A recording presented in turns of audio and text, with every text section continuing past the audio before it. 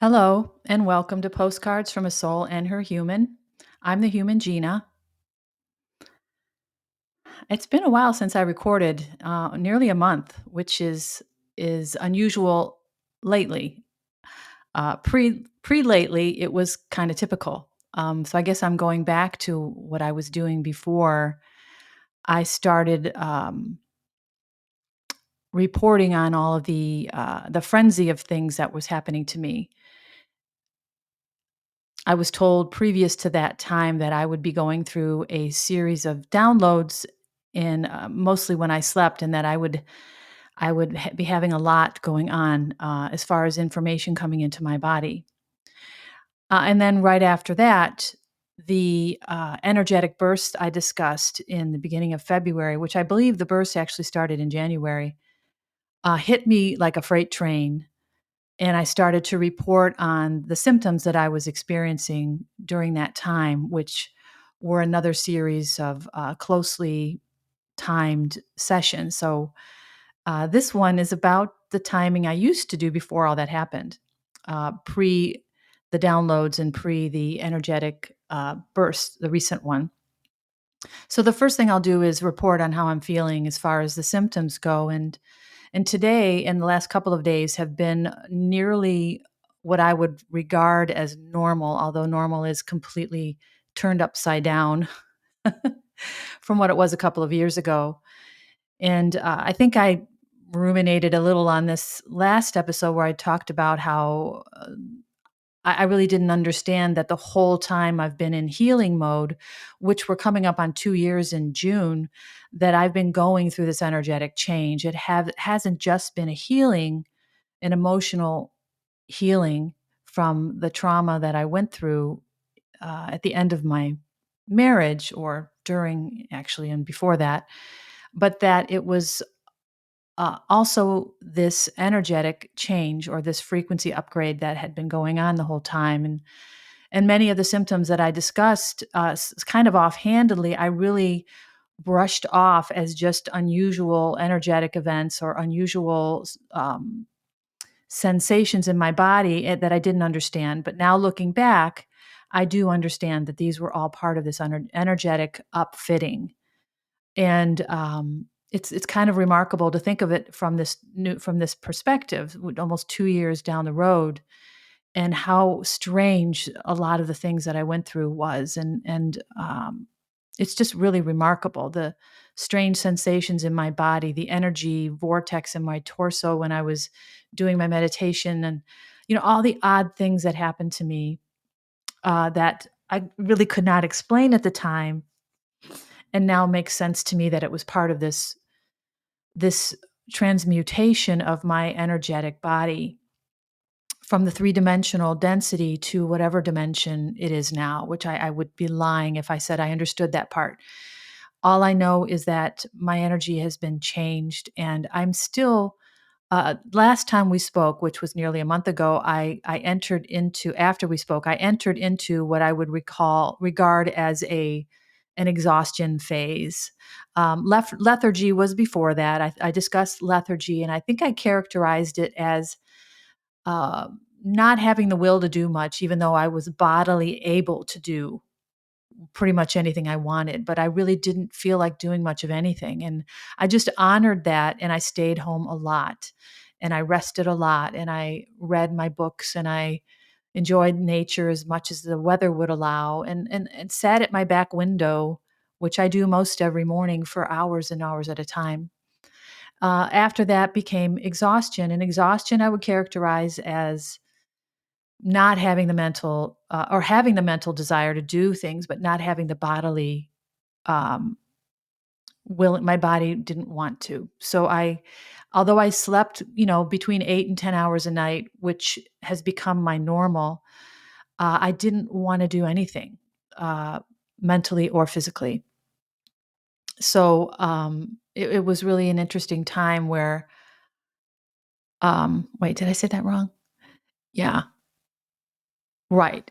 Yeah, the exhaustion was not my mind, it was my body. So now, that lasted a couple of weeks, and then what I noticed during that time, and I don't know if I'm conflating what's happened with other things that may be going on in my body. I really don't know for sure. But I have a lot of tenderness in like sensitive places. So my gums are sensitive. I have sensitivity in other areas. I have eruptions on the skin, and muscle soreness and joint soreness that I can't connect to any activity or any reason that I would in my past life say, oh, I did this, so this is why I'm sore.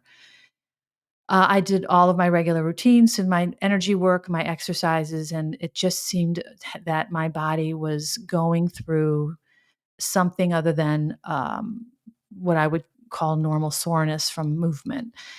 And the soreness was very deep in my muscles, my joints were sore, my soft tissue was sore.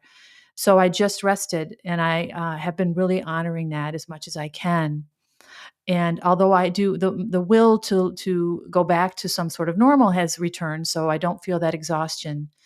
Um, Mentally, I just feel now that I'm in a place kind of where I was previous to this energetic burst, where I still recognize that I am not 100%, although I really don't know what that means anymore. I don't know if this integration of this energy is going to take months or years. All I know is that I'm still feeling drawn to rest as much as possible. And of course, my life allows for that because I am retired, and so that gives me all the freedom that I need to do that. So, um, I watched something recently that really sparked something. I've been thinking a lot about how I've been feeling over the last several months, and I have to say that if I had to pick a prominent feeling, it is gratitude. And I know I've talked about this sporadically throughout my podcast, but I really want to dig deep into that today because something came to my attention that really got me thinking more on a molecular level about gratitude and how important it is. And I know the things that are happening in my life are not ever accidental. And this has probably always been the case, but I just really didn't recognize it as such until now. I have gotten so many synchronistic messages or symbols or signs or sounds even that have really helped me to understand gratitude and the purpose of it beyond the what we would as human beings value, which is thank you, please and thank you, makes us and others feel good, but it has such a greater purpose. It's so much more deep. And, one of the first things that really helped me understand what this was when I watched the series Rewired on Gaia, which I talked about in the podcast, The Science of Manifestation, where what we think creates our reality. And it's just so literal that I can't even, like, I don't need to say anymore. What we think creates our reality. So when we think, negative thoughts and we feel, downtrodden and depressed or angry or disappointed, and we project that outwardly instead of processing it inwardly, we are creating a reality that supports that. So, this is how manifestation works. If you believe something to be true, it becomes true. And I think we don't really understand as human beings who are trapped in our lower vibrational cycles of anger or depression or blame or feeling victimized, which was the sign I carried, is that we don't realize that it also works in the positive. So we blame the universe in our lives for being a reflection of what we believe. And we see it happening every day and we trust it because we blame the universe, we blame life. So it's not my fault. It's everyone else's or everything else's fault. Well, yeah, it actually is. When you look at it really from that perspective, it is the universe's fault that our lives are the way they are but the thing that we're missing, the element that we're missing is our godlike power that we co-create our lives with the universe. So we're basically instructing the universe on what we want in our lives. And when we unconsciously or subconsciously project that negative low vibration out into the universe, it is returned to us in spades.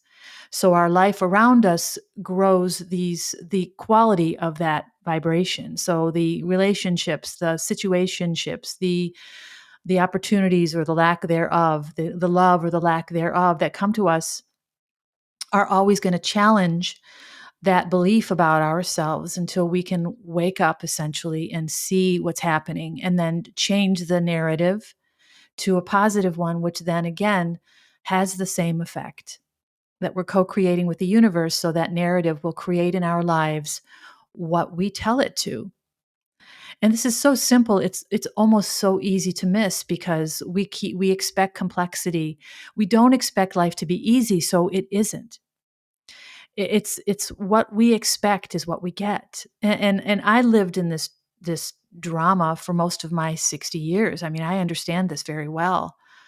I didn't understand I had this power, so I just projected it outward, hoping someone else did. That someone else can come into my life and say, "Oh, here, I'm the answer to all of your problems. And now that I'm here with you, you don't have to worry." And that's just not realistic because we all have our dragons to slay and we all have our demons to fight. And none of us are equipped to be that for anyone else. Unless it's in a more disconnected or a more ethereal way, and I'll talk more about that. We become illuminated, and then in that illumination, that self-awareness, that illuminated self, we become beacons of light for others, and that's how we help. We don't do the work for them. That's not how it works.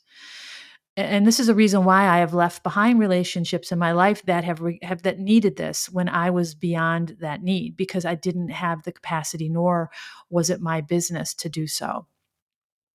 So the best I can do is inspire and hope the best for you. So, in thinking about gratitude and really how deeply this goes, I watched the show Rewired, which taught me what I just told you about how we create our own realities. And I've learned this through my spiritual endeavors, through the tarot messages that I read, from the messages from my soul family and beyond, that we are co-creators. I did an episode called What God's Dream, which was basically about that. So this is not a new concept, but this just put this in a more scientific or a more reality grounded example of how this works. It's scientifically proven that we create our at least our internal environment by our thoughts. So I discussed this at length before, how when we think and feel negatively, our body mirrors that. It resonates with that, and it creates an inner environment that matches it. So it suppresses our immune system. It suppresses the vital proteins and chemicals in our bodies that create health. It literally tears it down and shuts it down little by little. And this is where I believe, our bodies are energetic machines. It starts to break down, and this is where disease comes in, and cancers and things like that. So we create the inner world. Our health is a direct reflection of our joy, our ability to feel joy and happiness. So it just stands to reason that that would go external. That our thoughts and feelings also create our external world. And this is what we say to the universe. We're co-creators. I'm a God saying, "Hey, universe, I feel this way, so create this life for me." And this is exactly what it does. So conversely, when we say to the universe, you know, "I'm happy and joyful and I don't need," and that word need, I'll put in quotations, it's need of anything external is what causes us to disconnect from our God power. It's just as simple as that. So when we disconnect from our God power, we don't understand that we are responsible for our own external life. And we blame, and we are, we become victims of it. And this was my life for a very long time, so I get it. So in understanding that we create our health. Our body can heal itself if we believe that it can if we empower it to, by clearing out all of the old debris and then opening up ourselves to our intuition. I've talked about this at length. So where I'm going is I'm thinking about gratitude a lot, and then I watch a movie, which is another synchronistic thing that happens. I'm looking on Gaia TV again for something to watch, and there's so much programming. It's like Netflix. And I think somebody called it the Netflix of spirituality. There's so much content, and I don't engage with a lot of it because it's interesting, but I'm looking for something that resonates with me. So I'm going through the the menu of items to choose from, and I come across something that looks familiar. And I realize that I've seen advertisements for it on my video channel, just as I had the Rewired series and the Sacred Geometry series that I watched and talked about. And this one was called The Secret of Water, and it's a movie. And I had seen the advertisement. I remember feeling drawn to it because of what it appeared to be about. And I've talked about this a little bit before, that I have this incredible draw to water. And I feel like I'm from a planet in a galaxy that I'm not aware of that was a water planet. And that would be the origin of my soul. I believe that from the synchronicities and the things that I have learned about myself through my soul family and through other beings in the universe, and through periodicals and books that I'm reading or have read. And I'm reading one right now, which is incredibly illuminating. That is helping me understand my origin as a soul more than uh, that's my soul work. And then I have my human work too, which I'm working on right now, and this podcast is about. But anyway, so I watched this movie, and it is just incredible. It's remarkable in so many ways, and it really resonates with the theme of gratitude that I've been kind of immersed in, I would say lately, but for a while now, because what I do is every single day, and I was talking to my daughter about this recently, I thank everything in my life. And I've done this for a while now, but in the last month or so, I've done it at at a very increased rate. So I used to go to bed at night and I would thank my daughter. I would thank my soul family. I would thank um, the beings in the universe who are supporting me. And then I started adding elements to that. I started thanking my home for being the cocoon, essentially, that my sleeping caterpillar is in right now, for being the home to my mobile unit, this body, and for providing me safety and comfort and efficiency and solitude and all the things I've been enjoying the last couple of years. And again, I didn't believe I was going to be able to keep my home. So it became really important to me to thank my home for its presence. And I say it in this way. I say thank you to this beautiful home for standing with me in this time and space and providing me this fortress of solitude, this place to heal and to evolve. And then I started adding thank you to my vehicle, because it was another thing I didn't think I was going to be able to keep. So I thank my mobile unit that carries my mobile unit. So my vehicle is my mobile unit's mobile unit. And of course I giggle, but I seriously thank my truck. I thank recently I've begun thanking, I've always thanked the earth and the universe. And I think you get what I'm going at. I just thank as much of that as I possibly can. And what this has done, it has really created an environment of gratitude in my life. And I know that this gratitude is bringing me more abundance. And I can give you 4 or 5 examples off the top of my head where that has been true lately, but I wanna go a little deeper. And I watched this movie called The Secret of Water, and in a nutshell, it discusses the element of water, which is the most prominent element, on Earth, that the Earth is mostly water. Our bodies are 70% or more water. As babies, it's 90% or more water, and we are basically sustained by water. We are made of water. And water is made of the same molecular structures as our bodies, as the earth, as the universe, as stars, as planets, as everything. Again, that matter and wave, we're all the same thing. We are all exactly the same. So when we put water into our body, it satiates our body, right? We can't go more than, I don't know, is it 4 or 5 days without water or we die. We can go 3 weeks or more without food, but we can't go that long without water because the body needs water. When we are thirsty, we drink water. When we lose, and I can't remember the percentages, but when we lose a certain amount more, we start to dehydrate and then we die. So water is not just something that we need to survive. It is the primary element for these bodies, these living organisms, including plants in the earth, besides the rays of the sun, to thrive and to live.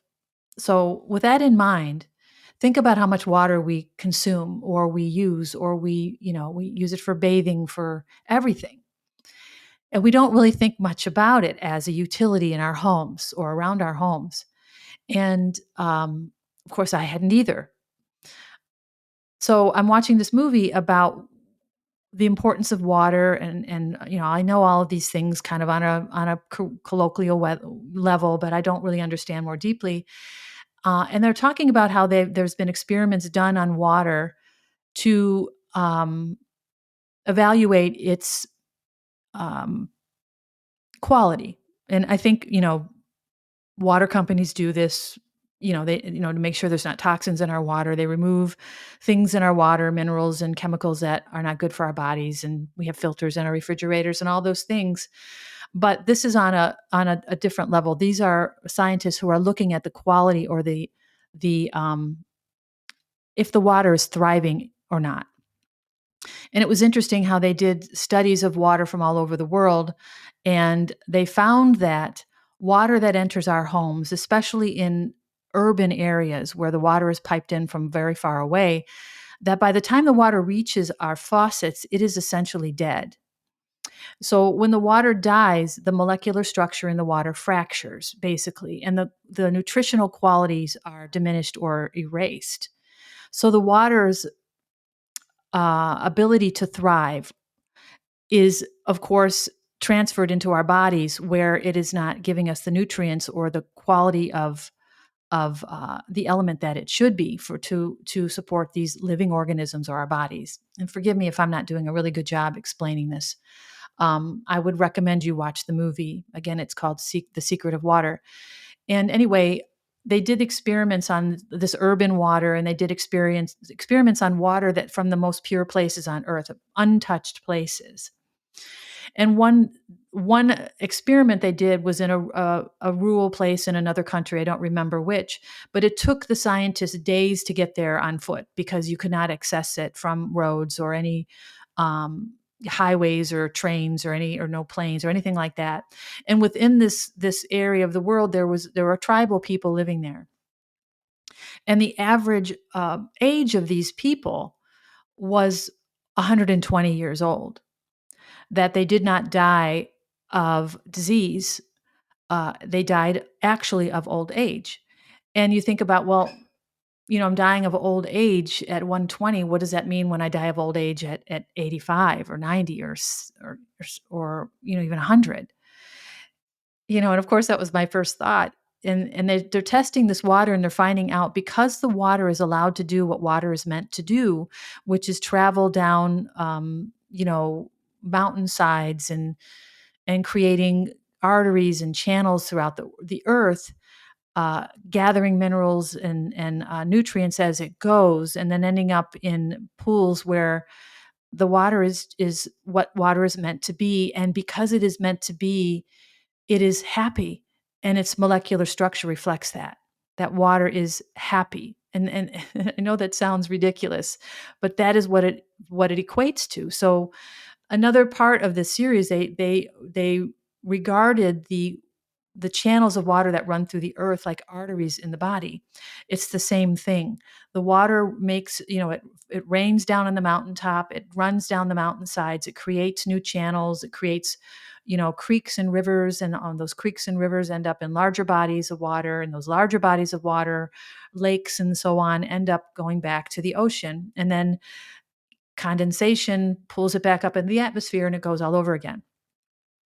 So, if we understand that from our elementary school learning that that's how, rain is made through condensation that falls back onto the earth.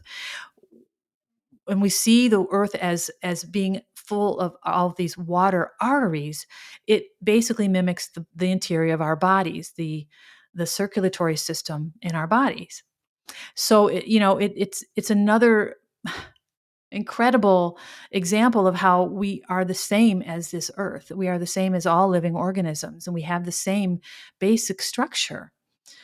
So, without these living arteries of water, the earth dies. So, in parts of the earth where there is no water, it's desert. There's no vegetation, there's no life. Of course, there is, but there's none that we can see, the none that we compare to the life of a place where water is abundant, where it's green, and there's all kinds of species of plants and animals and so on. So, when you look at it from that high perspective, you can see the importance of water to the earth, and that water has the same importance in our body, not just to keep us from thirst or dehydration, but to actually satiate our bodies on a subatomic level. So when we think about water and we drink it absentmindedly, we don't really think about that. When we're thirsty, we drink. We don't think about the quality of the water. But this really showed how important the quality of the water is. So they're talking about, I'll get to my point, I promise. I was just so enlivened by this. I resonated so much with this movie. It Every aspect of it was important, but what I want to get to is when they tested the water in this rural, remote place where these tribal people lived in their 120s, and there was a disease, but it was very infrequent. So they didn't die of diabetes or cancers the way that the modernized population does, because the water that they drink is absolutely pure. And because this water is pure and unadulterated, it is happy. And the molecular structure in the water reflects that. So what they did is they took examples of this water, samples of this water back thousands of miles to their labs, and they tested the water under all types of environments. And what they ended up experimenting, which was fascinating to me, was they took regular tap water from whatever faucet, not this special water, and they put it in a cylinder glass, and they put it on a table, and they surrounded it with people who wished it good thoughts, who basically told it was appreciated and loved. And over a period of time, I'm not sure how long they did it, they tested the water afterwards, and what the water did was respond with these beautiful crystals that it created in the water that look like snowflakes. And this is basically the sacred geometry of life, which was the series I watched before. So there's a connectivity in all of this that I'm learning. The sacred geometry of life are these shapes and these six-pointed stars, and the water in this environment of appreciation created these great crystallized features molecularly in this water, which enhanced the vitality of the water, which enhanced the nutritional value of the water, which enhanced the joy of the water.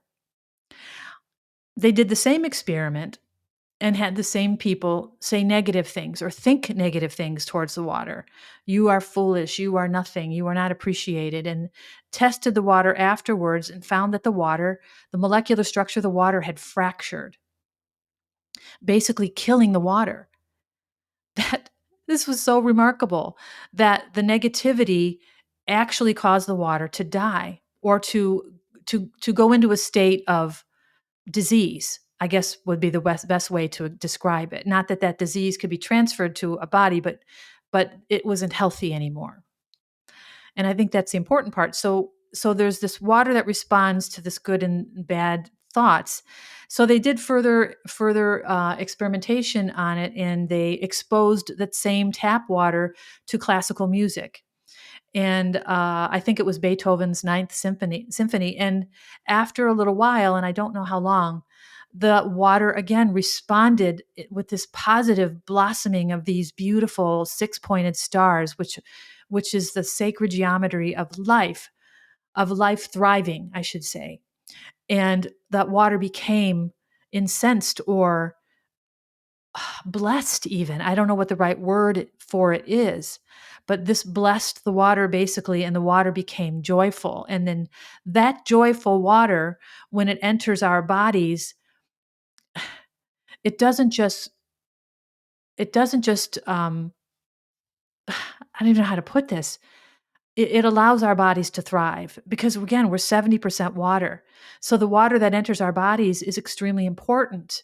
If it's low quality, unhappy water, it it doesn't give our bodies the vitality that it could if it were happy.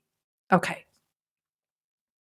So they did more and more experiments. One of them was where they put 3 cylinders of rice, white rice. This was I think a Chinese scientist. He put white rice in the bottom of 3 cylinders, glass cylinders. He put water in all 3 of them. And for a month's period of time, every day he spoke to the first one in kind words. Hello, I'm happy you're here. I love you. You are appreciated.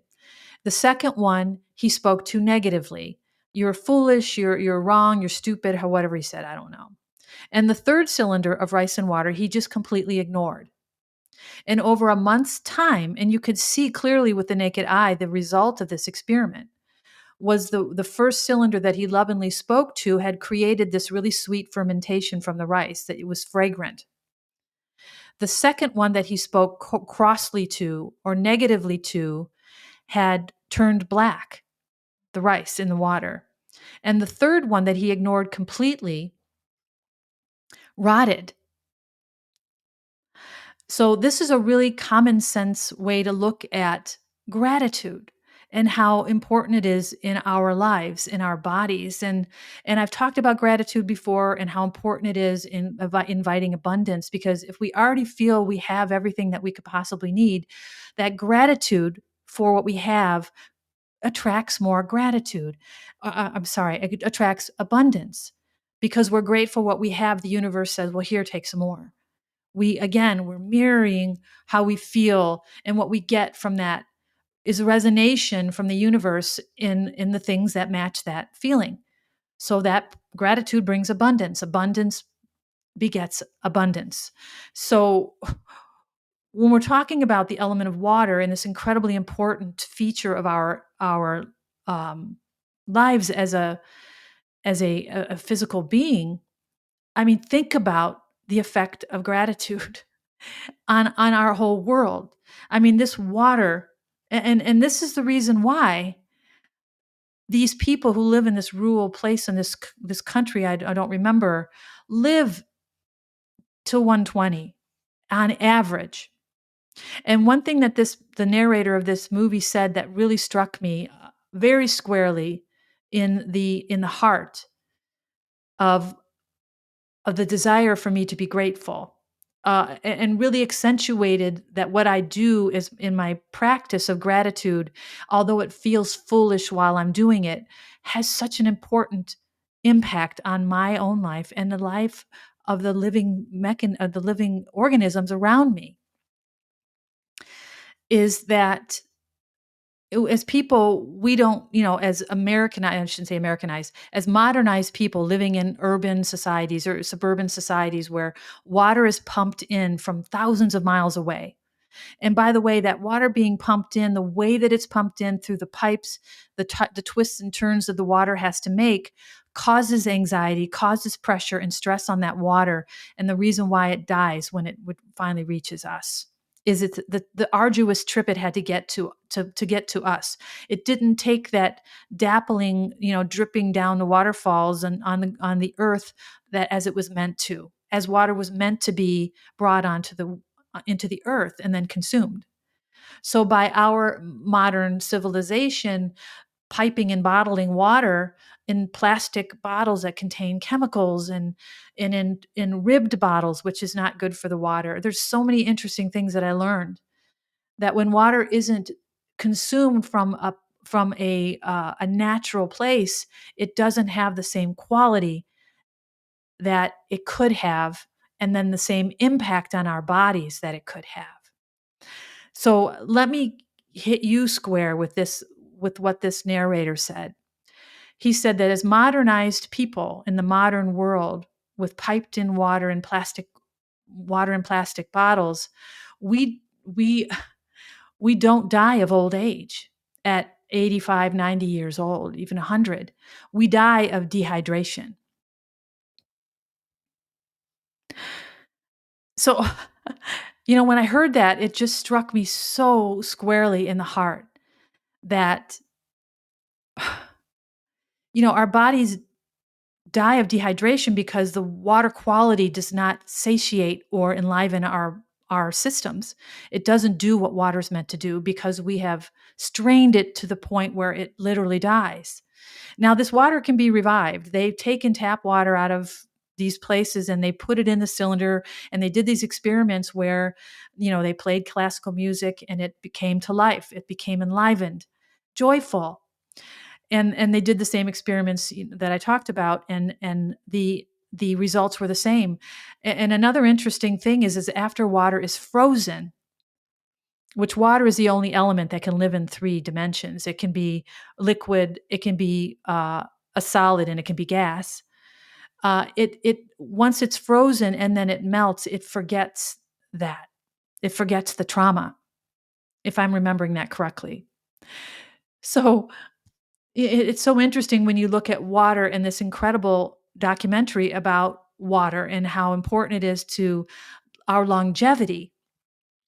So when we think of water passively as just something we consume, we are ignorant to what's possible. We are ignorant to the health that or the vitality that is possible for us.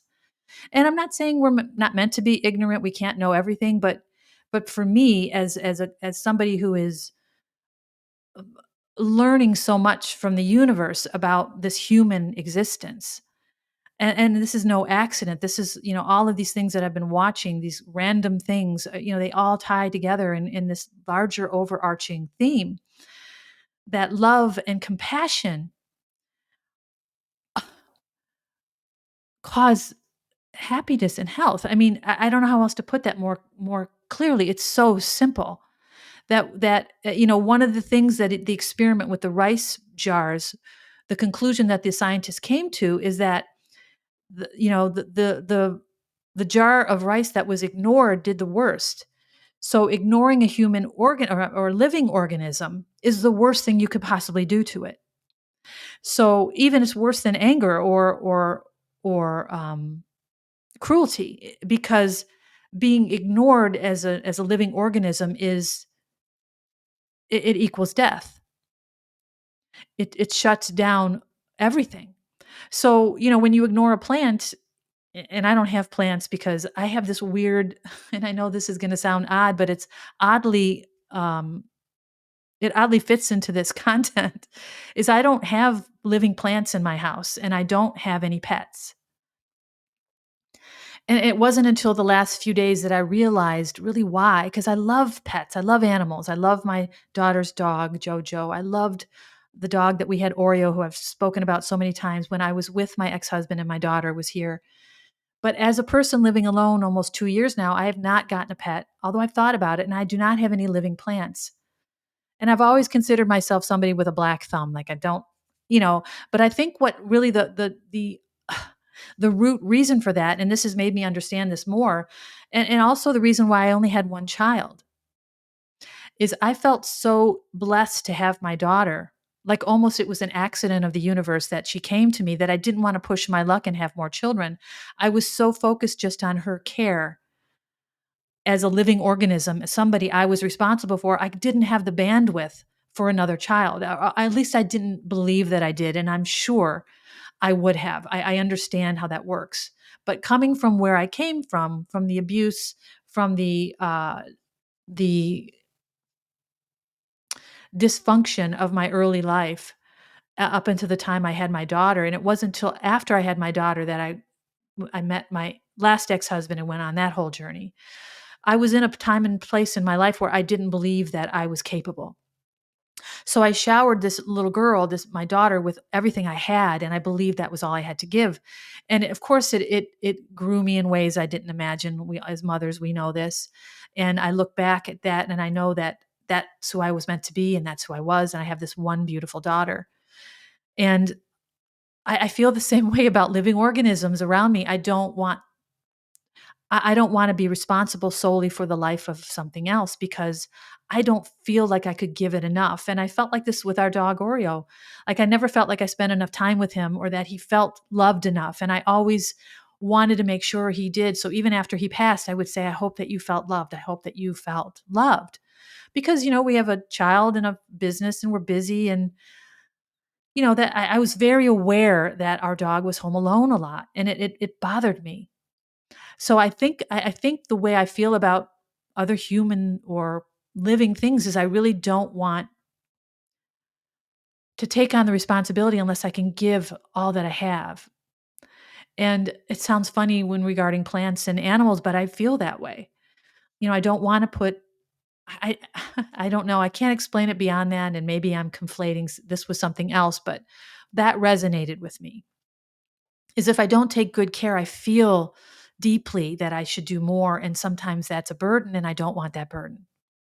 So anyway, thinking about how this last jar of rice was ignored and it rotted. And the scientists basically said this is how important love and compassion is in the world. And it's funny how this has been the theme of my life because my ex-husband and the whole dynamic with him, the things that were missing were love and compassion and empathy. He never was able to empathize with how I felt. So he wasn't able to feel compassion for me, which would extend to his actions being compassionate, which caused me to feel ignored. And I didn't really understand till I watched this movie. And of course I had tears streaming down my face when the scientist said that ignoring a living organism is the worst thing you could do to it. Of course, I think about that. And I may be ultra aware because I'm ultra empathetic, but we all have empathy to some degree, I believe, some much less than others, as the example of my ex-husband.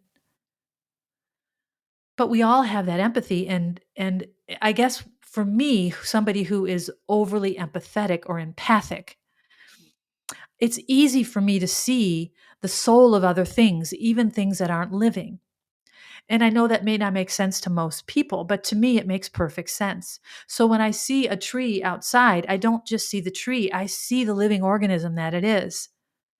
And when I'm standing near it in my bare feet, I thank the tree for sharing its energy with me, for merging with me, because we are all molecularly the same. And the same with the earth when I do my earth work. And there's another series that's on Gaia that has come up on the advertising that I see on my video channel that I know is the next thing I'm going to watch. It's called Earthing because the promo for it was all about how humans are going back to understanding how important the earth is to our general health. Just like a plant needs the soil and the sun to grow as human beings. And I've said this before, why stand in the water at the park in the sun? These elements of the earth, the earth, water, and sun are staples of our existence. And if we are conscientious enough, they can allow us to really thrive. And if we don't take them for granted and we walk around in rubber sole shoes for our entire lives, not ever standing on the earth and gaining the benefit of this exchange of energy, this life force from this earth that is another conscious being. So I go outside and I do my earthing work as often as I can. We had a 50-degree day the other day after a rain, and I went out in my backyard in my bare feet and I did my grounding exercises, which I learned on the series Sacred Geometry, how to keep yourself grounded. And I do that as a way to commune with the earth because I know how important she is. And I thank her every day too for this human life in this earthly vessel that I get to travel it in. I thank the universe for this life, for this origin of life that came from whatever star system, and that origin of life that came from the prime creator of life, which is a being of sorts or an entity of sorts that I don't understand and I'm not meant to. And by the way, beings, elevated, escalated beings also don't understand the prime creator. And this is what I would regard as God.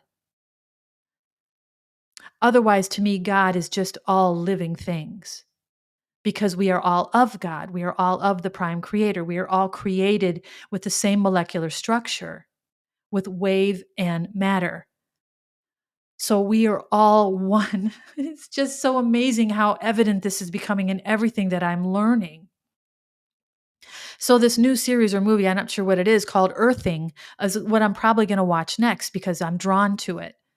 Because I want to learn more about using my human body, this living organism that is the same as the living organism of this earth, to create the most optimal health I can while I'm in this earth plane living this human life. So, of course, learning about the secret of water, which is this incredible, beautiful secret that if you just treat it with love and respect, it responds with vitality. And then we drink that vitality into our body, and then we are truly satiated. When we drink dead water, we are still dehydrated because the quality of water is so poor. That's really what I want you to understand. It's not just about being healthy and living a healthy life and dying whenever you die. It's understanding where vitality comes from. And it's not from pills or prescriptions or visits to the doctor. And forgive me to anyone who does that as a means to care for your health. I don't mean to discount it. But what we have to understand is that these bodies are living organisms just as the earth is and everything on it. And the elements that are here to support us and to sustain us, they are our health program, our healthcare system. If we create disease through negative thinking or through our ability, our unconscious shutting down of our own immune system, through negative thoughts, which are mirrored by the universe as a resonation inside of our body, creating the shutting down of our vital systems and the reduction of healthful vital fluids in our body, as well as blocking energy in areas where it needs to be clear in order for our bodies to function, like in our pancreas and our liver. The way we eat, when we eat junk food, and it's called junk food for a reason, and I partake on occasion, don't get me wrong, but it's very occasionally because I understand the impact. When the body can't naturally process all of the chemicals that we put in it, the unnatural chemicals that our food is treated with, the unnatural fats, the things that don't belong in our body that are created by man synthetically or that are so corrupted by processing that it's no longer has any nutritional value. When the body cannot naturally process and eliminate that through our stool or our urine, it stores it in our pancreas and our liver, and that's blocks the energy, and it's so easy to see how disease starts in the body. So my ultra awareness of this has kept me at a subconscious level, which I'm grateful for, because I believe my soul has made my human aware of this from a very early stage, so my body would not deteriorate by now at 60 years old. That I would be healthy when I realized where health came from. Because I don't take medications. I don't take any medications. I don't take any supplements. I I use the earth and the sun and now happy water, because I go out of my way to thank it now and to make it feel comfortable and loved. And I will someday live in a place, and I believe this is why this new location that I'm meant to go to is one of these places in the world that has this purified water because it's natural. I believe one of the reasons my soul wants to return there is one of these. This is why I'm learning about this. There's no mistakes. And I'm just in an ultra learning phase now where I am meant to. I talked about the downloads of this information that comes into my body through these downloads while I sleep. This information comes in on the electromagnetic waves that come from the universe. This is the transfer of information from our ancestors. This is where wisdom comes from, the wisdom of the ages. I am the, and I keep putting this the same way, and I don't mean to be redundant, but these are dormancies. This is information that has always been within me, that has been carried over from lifetime to lifetime, and is that I've gathered and I've gotten from my ancestors, my bloodline. These rays of electromagnetic energy, or even the gamma rays that if we've had big bursts of these from the sun, you'll see it in the news lately. These are the waves of energy that are bringing this information, causing these downloads, awakening this dormant knowing in my body. So all I need is a keyword or something that comes into my awareness that kind of triggers it, and I'll go get more information, or I just know it. This is what I'm doing now. The information in my body is awakening, and I am learning these vital things in order for me as a human, as a light being in a human body, to take the best care of this vessel as I can. And I've always had an innate kind of knowing to stay away from medication. Even with headaches and body aches, I rarely take it. I did for a time get migraines, and this was, of course, when I was deep into my three-dimensional, low vibrational life.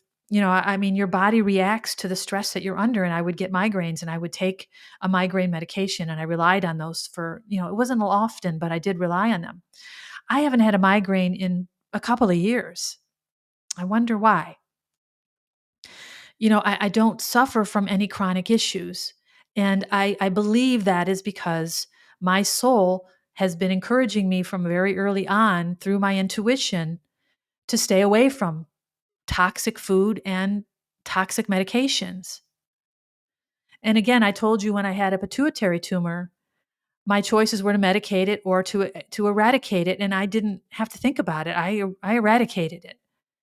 I don't want to be on a medication, especially long term, when I don't know what the effects are going to be on my body. So at every opportunity, I reject medication. And no wonder. We're putting foreign chemicals into our body, hoping that it doesn't damage it. I mean, look at the medication commercials on TV. I said this before, where they list by ear, verbally, the side effects, which often include death. But it'll clear up your skin issue. I mean, would you rather have a skin issue, or would you rather die? I mean, it really is, it's amazing that our healthcare system requires they tell you that, but they still push the medication on you because you want to get rid of that little problem, don't you? And I'm not saying medication doesn't have its purpose. I believe it absolutely does, especially after disease has advanced to a certain point and medication keeps us comfortable. But if we believe that medication is the answer to our health issues, then we're just in the wrong place. We are not looking at our natural power as gods to manage our own health. So enough of that. Back to gratitude. So when I walk around my house, and I was telling my daughter this the other day, because another thing that I've become overwhelmingly grateful for is this little baby that she's brought into this world, this incredible little creature, this microcosm of God that she brought into this world, this golden child that I've been encouraged by my own personal tarot readings that I'm here to help guide in this world, because she is a new human and she's going to feel uncomfortable here and possibly uncomfortable in this human body, which I have my whole life. And that I need to guide her and help her understand why. That's part of my role here in this world is not only for my daughter to be loving guidance for her. We are soulmates, just like this little baby is a member of my soul family as well. So the three of us, my daughter, my granddaughter, and myself, are this little triad right now of soulmates who are here to support and love each other. This little baby, she is just everything, and I cannot stay away from her. But the overall gratitude I feel for the opportunity to hold this child, to be in this earth plane while this child is here, and my child, of course, my beautiful daughter, and be a supporting, cast member in their roles on this earth, in the roles that they plan for themselves, is just, to me, the most incredible thing, and is the most good fortune I could ever hope for. So I'm grateful for my soul family, which of course includes Oreo and the Emperor and the higher selves, who are the souls who are in the other realms that love and support me, and Oreo, who used to be my black Labrador Shepherd mix. I've talked about him. And also my soul family members who are here in the 3D right now, my daughter and my granddaughter. So my gratitude is just lately it is overwhelming. And I sit in my chair looking out my back window as I do every day for at least an hour, some days hours, just with this pure emanating, gushing gratitude. And I don't have the bandwidth to think of anything else except for how grateful I am. So just imagine this state of gratitude for me as a human being and the abundance that I am generating for my life and the lives of those I love by just feeling abundant.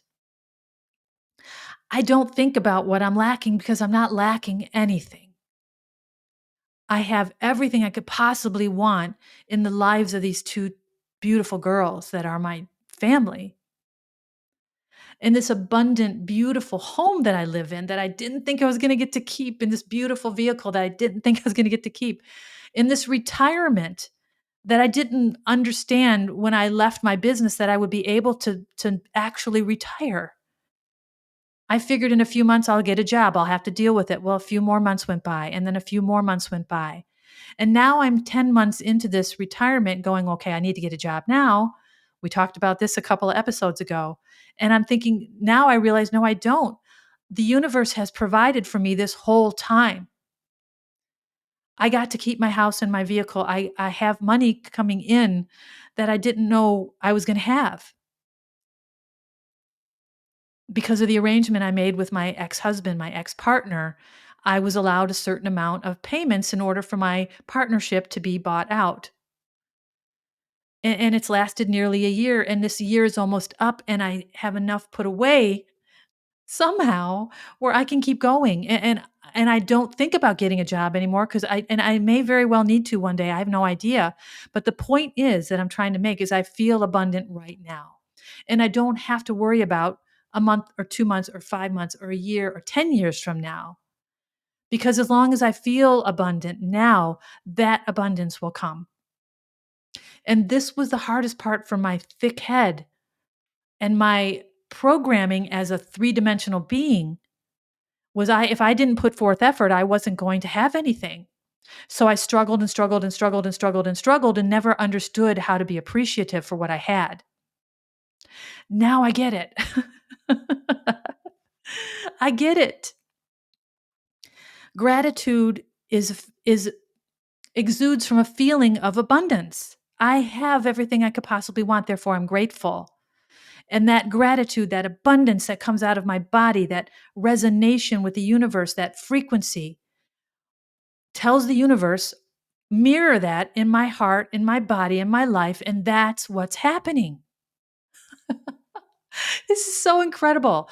I feel like I can wake up and there's going to be a unicorn in my backyard eating daisies. This is the feeling that this has brought on. And I know this isn't just me learning. This is my evolution. This is this energetic upgrade, this upfitting that I've been receiving the last 2 years.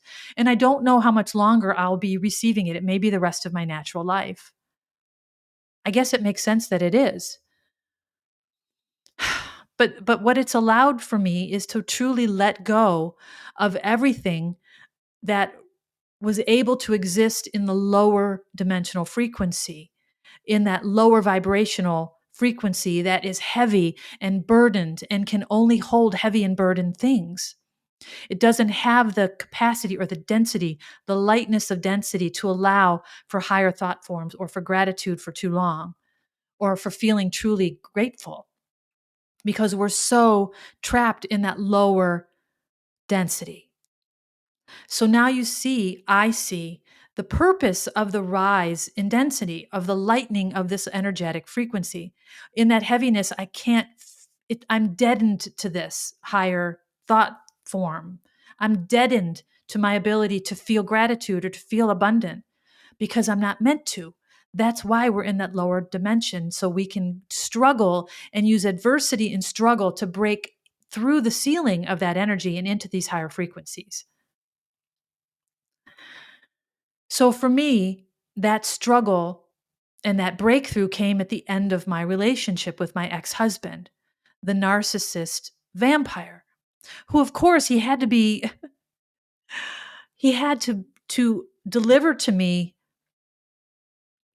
the experience of being ignored, like that rotting glass of rice.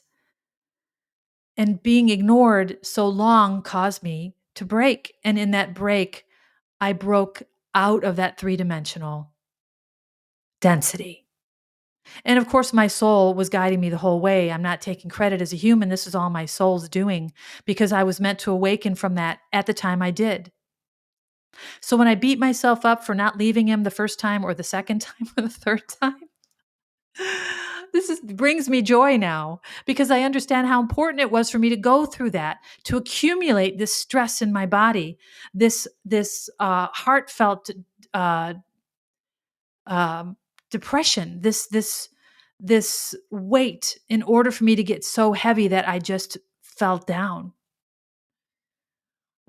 That was what I needed to break. So of course it makes sense that I went through all that. Of course. It took 25 fucking years. Why would I beat myself up about that when that was the course I was meant to take? I would not have been able to accomplish this breakthrough without that. And of course, everyone before that who caused me, who ushered me down that same path. My parents, my first boyfriend. Yikes. So I have this amazing perspective that I can see everything for what it is, and I understand. I'm writing an article right now about resonation. And to me, resonation is our two exact same things finding each other in an open universe. So I think I'm writing an article and I used, we know we're resonating with music when we match the tone of a note. So we're creating the same vibrational frequency as that note. Therefore, we're singing in tune. So we're vibrating on the same wavelength. That is resonation. So the person who comes into my life next, my soulmate or my twin flame or whomever my next relationship is, will resonate with me.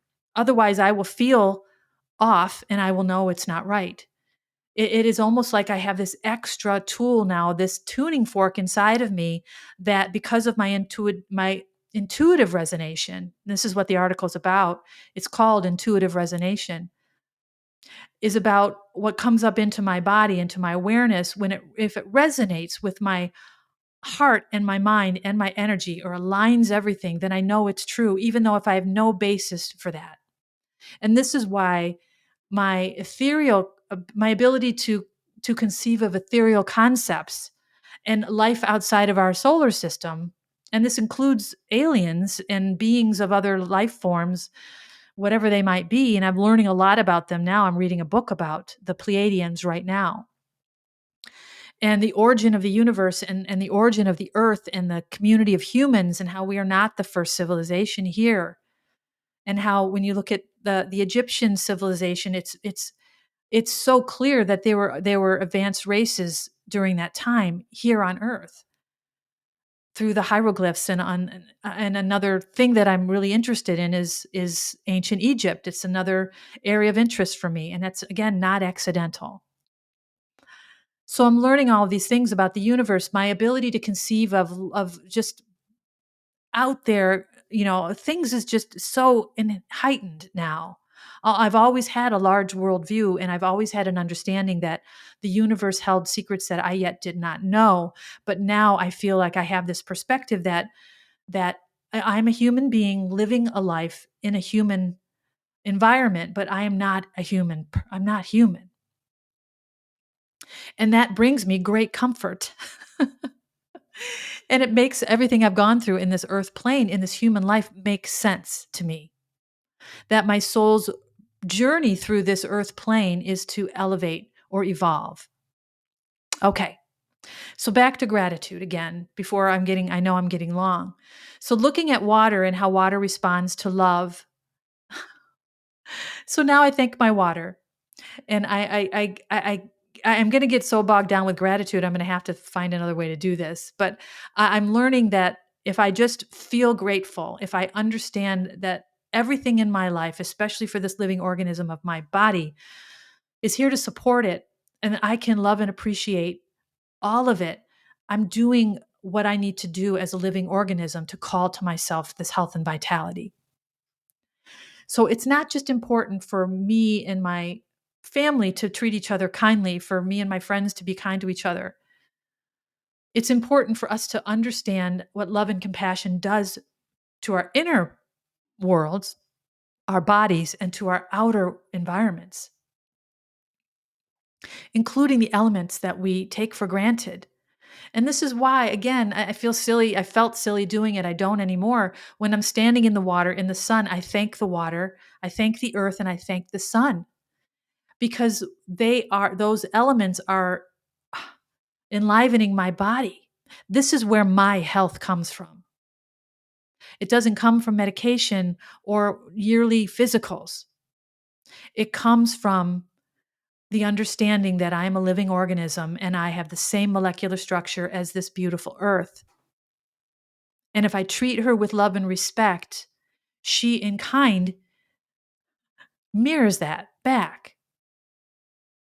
So I think it's a lesson for all of us in our lives. And if you don't do it for, oh my God, it just, it's just so important.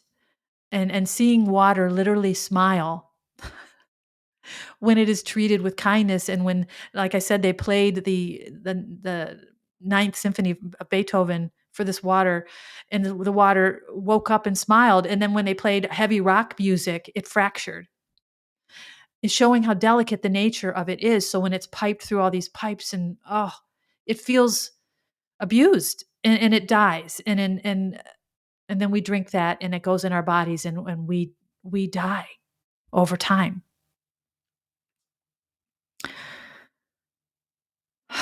I just feel like I've been given the keys to this secret kingdom, and I am just exploring every corner. And I'm so grateful to share with you what I'm learning, and to, to have you on this journey with me, and whatever resonates with you, to have you take that with you. And it just, I'm still so tickled by everything. I just keep telling the universe and my soul family that I am having such a good time just living in this abundance, not knowing what's coming. It's not my business. Not exactly. I've been told a lot, but I don't know how or when or what exactly. I'm just enjoying each and every day and not worrying about tomorrow.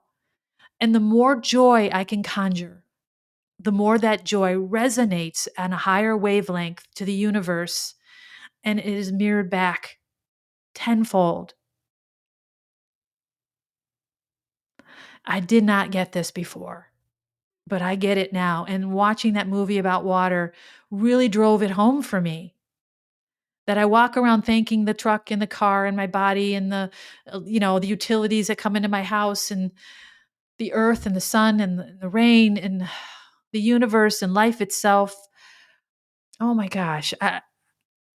I know why I do it. It is serving a purpose so much greater than the superficial reason we do it as kind, conscientious humans. Abundance attracts abundance. And when we feel abundant, we are grateful. And when we put gratitude out into the universe, we are rewarded with more abundance.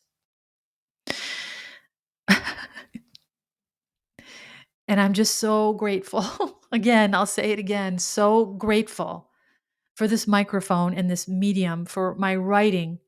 This article I'm writing about resonation is another really interesting aspect of my learning about this higher frequency, about how we attract from the vibration that we are.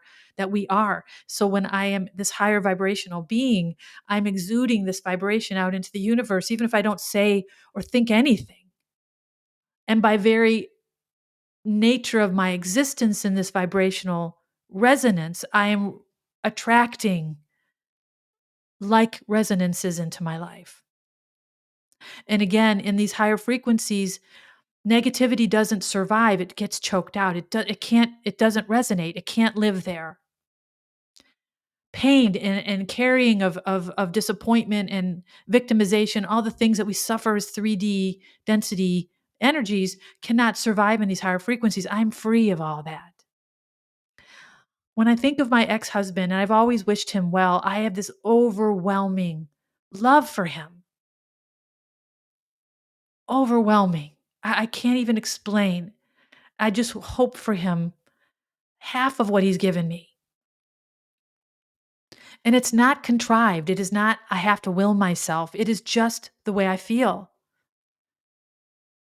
And I feel this I tell my soul family every night, thank you for creating this buoyancy in my heart. My feet are literally not touching the ground here. And I keep being taught over and over that my heart can get bigger and wider and more expansive.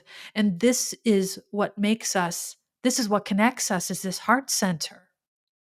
So the more broad my heart center becomes, the more I can envelop those around me, including all of the every living, uh, everything.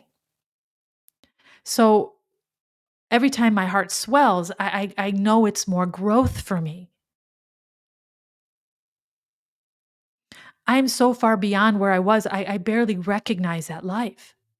I appreciate it very much because without it, I wouldn't be here.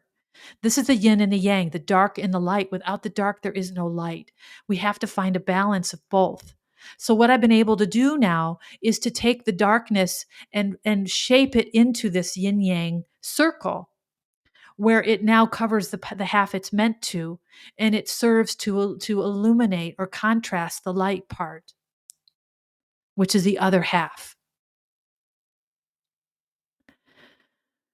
So we're not here to escape darkness. We're here to understand it, to manage it, and to mold it into us as a fully formed being.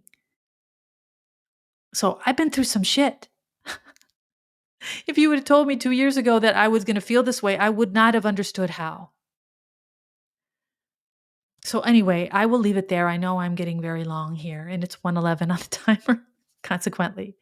So I want to thank you again for being with me, for taking this incredible journey. I wish you happiness, clarity, joy, and clear resonant intuition. Thanks again.